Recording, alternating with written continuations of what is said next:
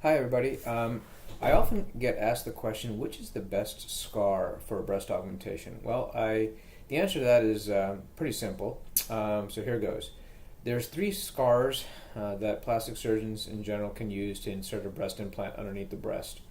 The first one is, and the most commonly performed by plastic surgeons in this country, is the IMF, or the breast crease incision. The length of that incision depends upon the size of the implant, and I've done previous videos on Keller funnels and things like that.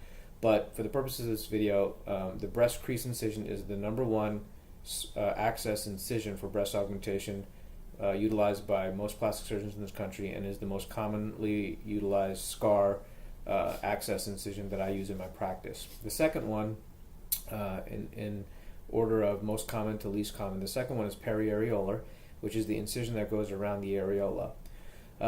This can be a useful incision. However, patients who have very small areolas are not good candidates for this access because it can potentially distort the areola. And the third one is an incision that's placed in the armpit crease, or the transaxillary, which is probably the least utilized in the country.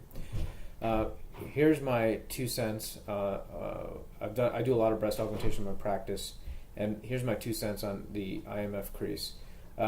There's been some studies that show that the IMF crease incision has a lower risk of capsular contracture, the lowest risk of lactation difficulties associated with breast augmentation surgery, and basically in the hundreds and hundreds of breast augmentations that I've done, if you properly place the scar in this crease, it is not visible.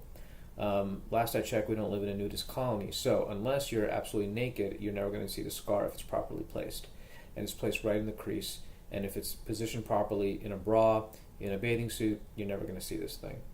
The periareolar incision that we talked about can be utilized, but in most instances, the breast crease incision is the best option because it also provides the best and most direct access to the actual pocket. And in the event that anybody ever requires further surgery down the road, such as changing out implants, capsular revision, capsular contracture issues, the IMF scar is utilized. And so if you have a different scar and you have an issue, you have to go back and place the scar again in the crease. So now you're left with two scars. I think one scar is better than two scars over the course of your lifetime with these implants. And so that's another good reason to place the incision initially in the crease. As far as the last option, the transaxillary option, it is a decent option. I don't particularly like it because these implants tend to ride really high. The bottom line message is patients can have beautiful results with the transaxillary incision, but the decision, or the ultimate decision about whether this is a good option, rests in the skill of the surgeon. If the surgeon has a lot of experience doing it this way, then it's not a bad option. But again, most surgeons are trained and are very comfortable with placing the incision in the breast crease, and for good reason, as I just mentioned. So hopefully that was very helpful for you guys, and has answered a hot topic as far as which is the best incision. So as always, thanks for tuning in. If you have any questions, leave it in the comment section below, and I'll do my best to answer any further questions you guys have. And until next time, hopefully see you soon.